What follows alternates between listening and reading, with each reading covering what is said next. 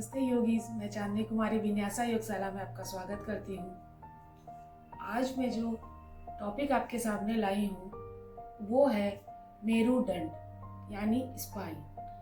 मेरुदंड हमारा मजबूत होना हमारे शरीर के लिए बहुत इम्पोर्टेंट है। इसी से हमारे शरीर का जो आकृति पोस्चर जिसे कहते हैं वो परफेक्ट हो सकता है। मेरुदंड को मजबूत रखना और हेल्दी रखना इतना इम्पोर्टेंट है क्योंकि मेरुदंड को तो second brain of the body कहा जाता है।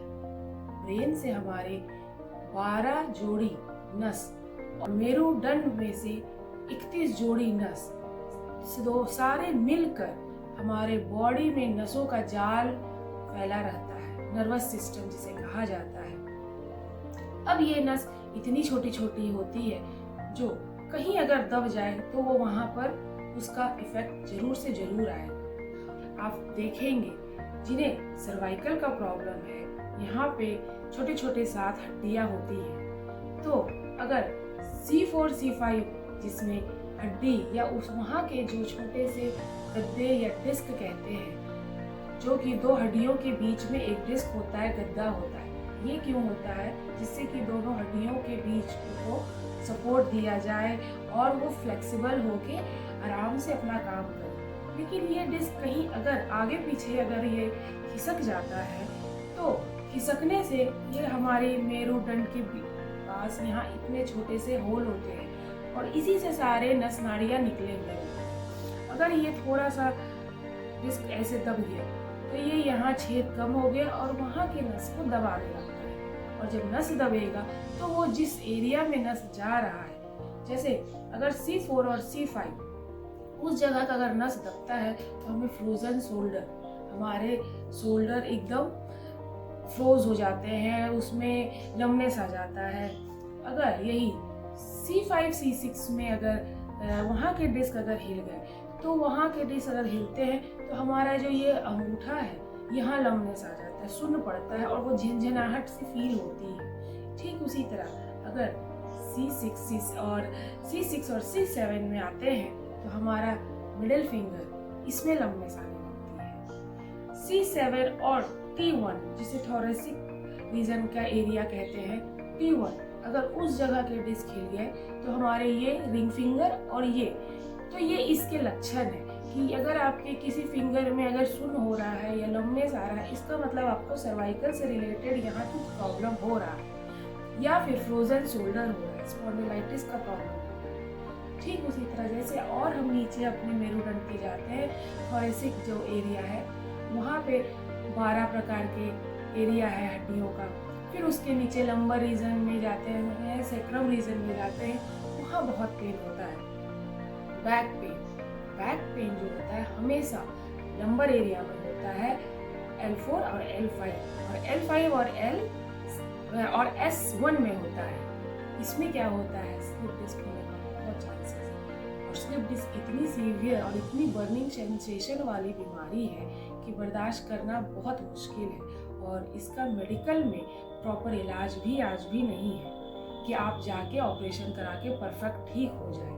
आपको आके योग में धीरे धीरे स्पाइन से रिलेटेड या हड्डी से रिलेटेड अगर कोई भी बीमारी है तो वो धीरे धीरे इस जगह में ही, योग में ही वो धीरे धीरे ठीक होता है। और प्लस हमारा लाइफ स्टाइल और खान पान तो इम्पोर्टेंट है ही। किसी को साइटिका का प्रॉब्लम होता है, साइटिका का प्रॉब्लम कहाँ होता है, ये भी हमारे लंबर रीजन में ही होता है, L4 L5 में होता है। साइटिका का एक ऐसा नस होता है जो कि कमर से होते हुए पूरे पैर तक जाता है। वो नस अगर दब गया हमारे उस हड्डी में, उस जगह का डिस्क अगर हिलता है तो उस जगह का साइटिका का जो प्रॉब्लम, एक तरफ का कोई भी पैर, या तो आपका राइट या तो आपका लेफ्ट इफेक्ट होता है। तो वो स्पाइन मजबूत होना कितना जरूरी है ये हम उसका इमेजिन भी नहीं कर सकते हैं, क्योंकि स्पाइन ही हमारा शरीर का एक रूपी संरचना है। हमारे टेल बोन जो पूरे हमारे स्पाइन के सबसे अंतिम में छोटा सा टेल बोन होता है, उसमें बीमारी, उसमें अगर चोट लग गया तो आप सही तरीके से ऐसे झुक के या लेट के ऐसे बैठने में कितनी कठिनाई होती है। क्यों होता है ऐसी बीमारी? क्यों होता है या आखिर क्यों खिसक जाता है, इसका कारण क्या है? तो इसके कुछ कारण हैं जो इम्पोर्टेंट है। जैसे एज बढ़ेगा तो हमारा शरीर तो थोड़ा झुकता ही है, क्योंकि हम ग्रेविटी के साथ नीचे की ओर वो आएंगे ही, तो एज एक फैक्टर है। लेकिन ठीक इसी प्रकार एज के साथ साथ ओबेसिटी, अगर मोटापा आ गया, एक्सेस फैट आपके बॉडी में आ गया, तो वो भी स्पाइन को झेलना पड़ेगा, पैरों की हड्डियों को झेलना पड़ेगा। इससे ये भी हमारा चीज खराब होने लगता है। तो थोड़ा इसमें भी खान पान सुधारें, लाइफस्टाइल सुधारें और इसमें दूर करें, ओबेसिटी भी कंट्रोल किया जा सकता है। एक और है प्रॉब्लम, अगर हम स्पाइन में पेन क्यों हो सकता है एक्सीडेंट से, कहीं हम गिर गए तो वहाँ पेन हो गया, कहीं हम कुछ हेवी चीज उठा लिए, वेट लिफ्ट कर लिए, तो उससे स्पाइन में प्रॉब्लम होता है। आजकल जिम में लोग जाते हैं, क्रंचेस लगाते हैं, लेट जाते हैं और ऐसे ऐसे करके क्रंचेस लगाते हैं। जाने अनजाने हम अपने स्पाइन को कहीं ना कहीं प्रॉब्लम में ला रहे हैं। तो क्रंचेस बिल्कुल ना करें, क्योंकि उसको करने से पेन होने की संभावना हो सकती है। तो जिनको पेन है वो ना करें, और जिनको नहीं है वो अपना सावधानी पूर्वक उस चीज को ध्यान दें। एक और चीज, जो स्मोक करते हैं उनके स्पाइन में भी इफेक्ट आता है, क्योंकि स्मोक उसमें निकोटीन होता है और निकोटीन स्पाइन को, हमारे बोन को इफेक्ट करता है। इन छोटी छोटी चीजों पर ध्यान दें, अपने लाइफ स्टाइल सुधारें। आयुर्वेदा में 1-2 टिप्स बताया गया है कि हम अपने स्पाइन में और हमारे जैसे कमर में दर्द होती है, जो यहाँ हमारे कमर में पेन हो गया, स्पाइन दर्द कर, उसको कैसे ठीक किया जाए। तो कुछ आयुर्वेदा 1-2 टिप्स मैं आपको बताती हूँ। सरसों का तेल एक सीसी में रखें, उसमें 5 से 6 कपूर रख दें और उसे सनलाइट में उसे रख दें और उसे गर्म करें। फिर उस गर्म सरसों के तेल से अपने पूरे कमर में और पूरे स्पाइन वाले एरिया में मसाज हल्का हल्का करें। उससे आप कम से कम 15 से 20 दिन 25 दिन करें, आपको बहुत आराम मिलेगा। एक और है जो बहुत अच्छा है और इम्पोर्टेंट है, आप पीपल का छाल 1 से 1.5 इंच का छाल लेकर उसे काढ़ा बना लें और उस काढ़े को सुबह और शाम 1-1 कप हर्बल टी की तरह पिए, बहुत आराम मिलेगा, यकीन मानिए। आप उसको एक बार आजमा कर देखिए। तो ये तो 1-2 टिप्स हैं जो कि आपके आयुर्वेदा से रिलेटेड है। अब आता है आसन, जो कि अगर हम कंटिन्यू नियमित रूप से करते हैं, यकीन मानिए आपके स्पाइन हमेशा स्ट्रॉन्ग, हेल्दी और बैठे। बच्चे लोग किताबें पढ़ते हैं, झुक जाते हैं। आज के दिन में हम लोग दिन भर कंप्यूटर में रहते हैं, जो ऑफिस में काम कर रहे हैं, ऐसे करके अपने हेड को आगे बढ़ा लेते हैं, स्पाइन का पोस्चर टेढ़ा करते हैं। दिन भर हम मोबाइल में रहते हैं, उसका कुछ उपाय तो करना ही है।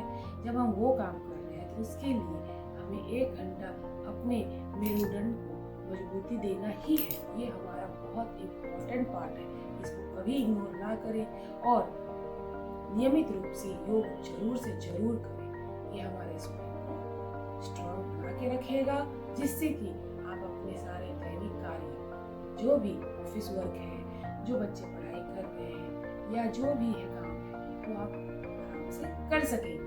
तो आइए कुछ योग के आसन हैं जो मैं आपको बताती हूँ। टेबल टॉप, सबसे पहले ऐसे हमारे पैर हमारे हिप के बराबर और हमारा हाथ हमारे शोल्डर के बराबर। और अब कैट एंड काउ पोज करेंगे, मर्जरी और नीतिली आसन। सांस लेते हुए पूरे स्पाइन को स्ट्रेच, सांस छोड़ते हुए पूरा स्पाइन।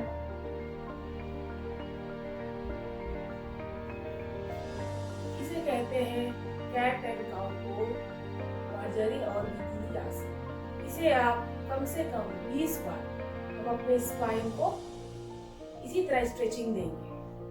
दूसरा आसन है शशांक आसन। सांस लेते हुए पीछे और पूरी पेट अंदर करके सांस छोड़ते हुए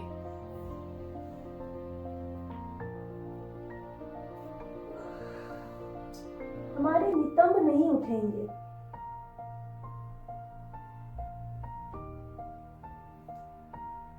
होल्ड करेंगे, 5 मिनट बैठे और हो सके तो धीरे धीरे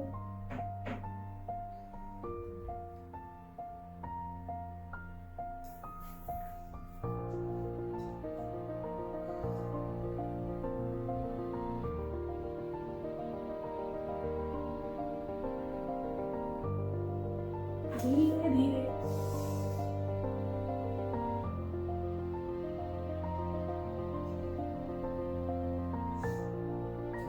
उष्ट्रासन करेंगे, कैमल पोज। जो बिगिनर्स हैं पहले पैर के ऐसे एड़ियां को ऊपर कर लें, इसे यहाँ ऐसे पकड़ लें और आ जाए।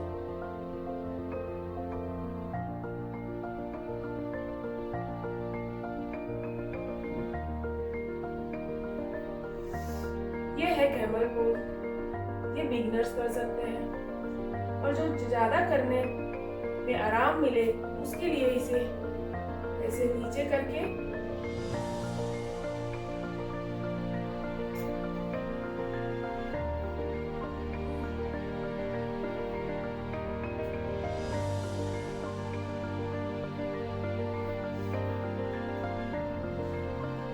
इसे भी कम से कम 4 से 5 बार करें या होल्ड करें। इसे अगर पूरी तरह से ना कर पाए तो इसे कमर यहाँ पकड़ें और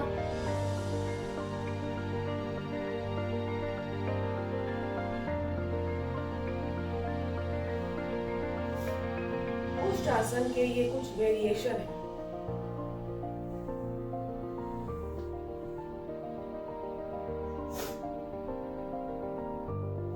नेक्स्ट करेंगे हम भुजंगासन।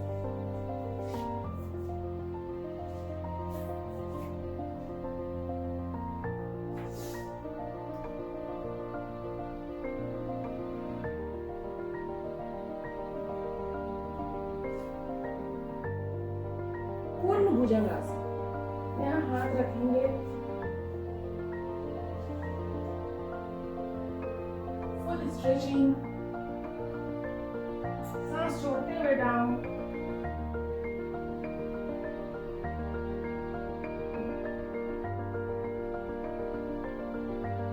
फिर एक बार हाथ आगे करेंगे,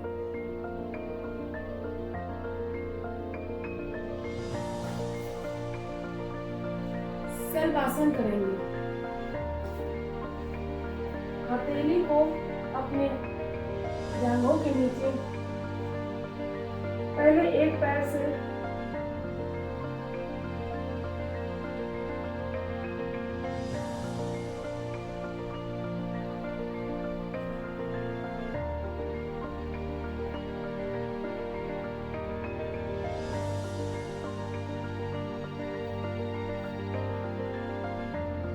और दोनों पैरों से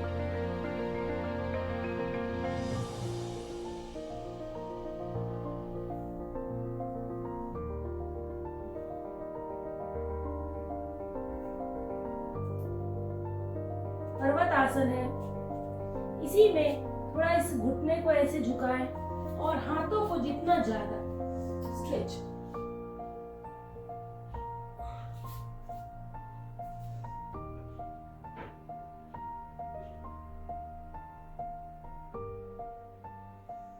पूरे स्पाइन में स्ट्रेचिंग फील करेंगे।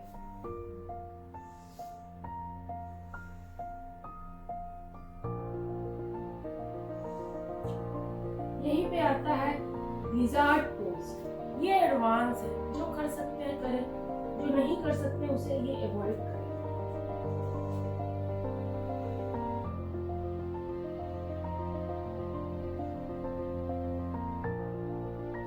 पूरा स्ट्रेच करते हुए पैर को एकदम हथेली के पास।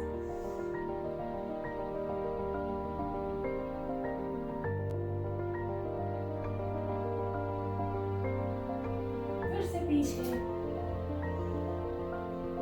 ठीक ऑपोजिट, फिर ऐसे ही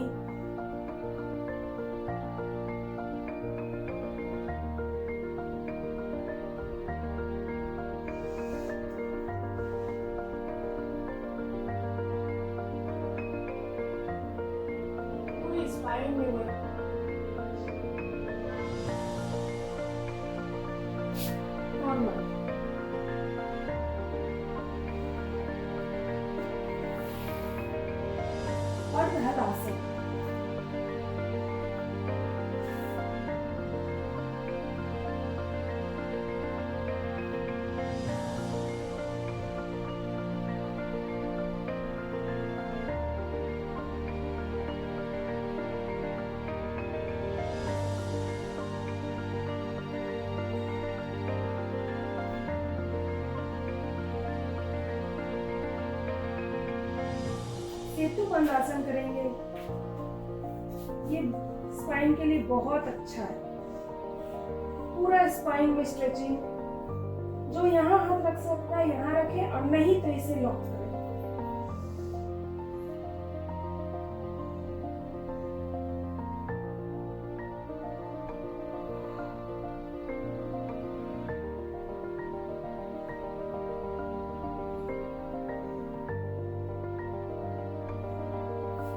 धीरे धीरे डाउन,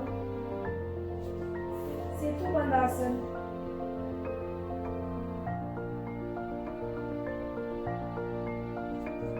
मटमट आसन करेंगे। हाथ को पूरा ओपन, ट्विस्ट।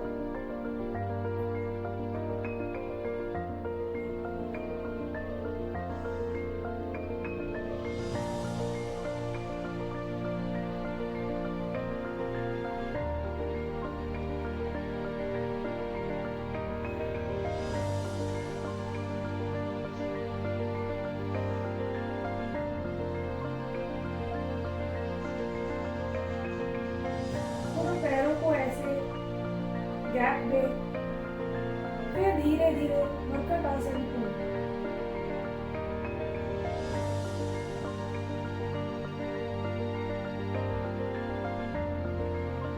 हमारे पूरे स्पाइन में स्ट्रेचिंग, कमर के दर्द में आराम।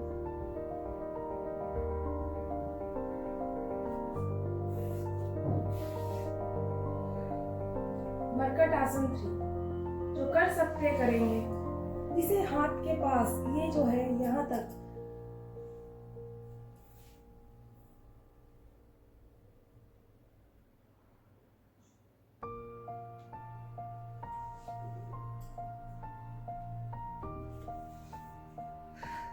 ताड़ आसन, पूरे स्पाइन को स्ट्रेट होल्ड करेंगे।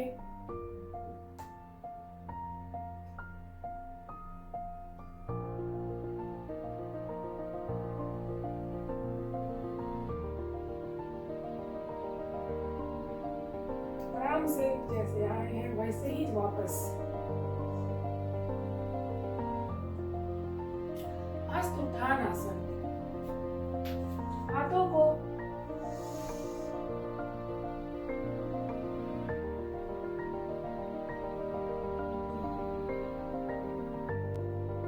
हमारे स्पाइन बहुत रिलैक्स फील कर रहे हैं।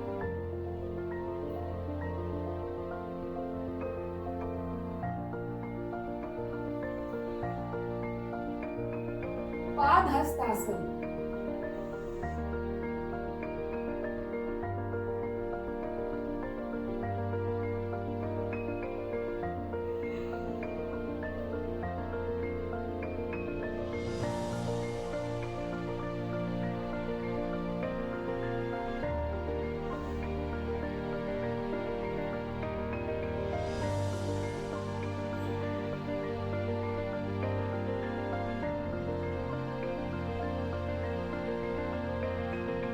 और चक्रासन।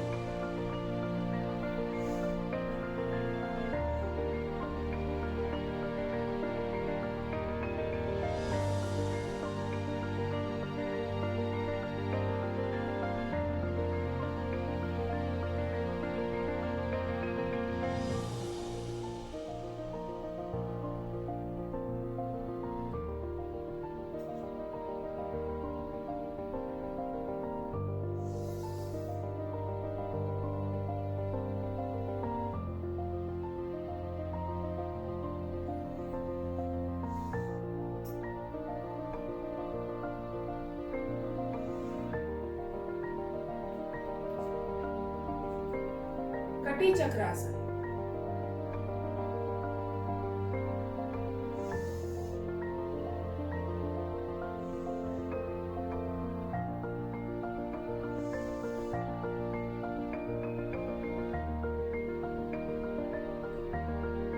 बार करे, 25 बार करे, अपनी क्षमता से करे। कटी चक्रासन, ये कटी चक्रासन का वेरिएशन।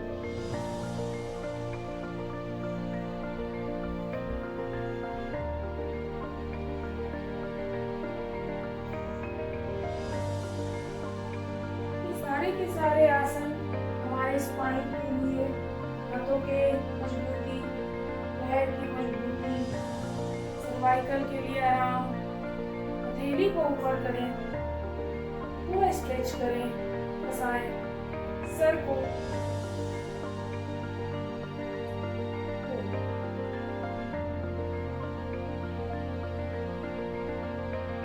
फिर यहीं से हम अपना नाभि की ओर देखें।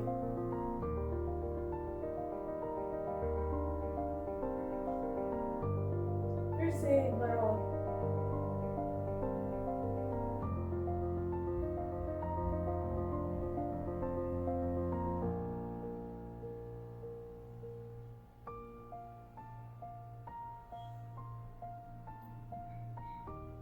ये भी सर्वाइकल के लिए बहुत अच्छा है। आराम से आप इस सारे आसन को 2-2 बार, 3-3 बार से शुरू करें और 20 से 21 बार तक धीरे धीरे लेके जाएं। हो सकता है इसमें बहुत सारे ऐसे आसन हैं जो आप ना कर सकें, लेकिन जो आप कर सकते हैं आप उस पर ध्यान दें, उसे जरूर से जरूर करें। मेरे वीडियो को रोक कर उसे प्रैक्टिस करें। आप जब करेंगे आपको फील होगा, अभी मैंने किया है, मुझे ऐसा फील हो रहा है कि मैंने अभी बॉडी मसाज लिया। ये हमारे बॉडी को रिजुविनेट करता है, हेल्दी बनाता है। और भी बहुत सारे आसन हैं, जैसे चक्रासन है, पुनहल आसन है। ये सारे आसन एडवांस लेवल का है। जिनको प्रॉब्लम है वो ज़्यादा ना करें, बेसिक से स्टार्ट करें और बेसिक से ही हम एडवांस की ओर जाएंगे। देखिए, जिनको अगर बैक में पेन है, जिनको अगर स्पाइन में पेन है, अगर वो मॉडरेट है, अगर वो माइल्ड है तो आसन करें। लेकिन अगर वो सीवियर पेन है, एक्सट्रीम लेवल का पेन है, बर्निंग पेन है, अगर आपका जो स्पाइन के बीच का जो गद्दी है अगर वो किसी कारण से पूरी तरह निकल गया हो या टूट गया हो, वैसी स्थिति में आसन ना करें, जाके चेक करें।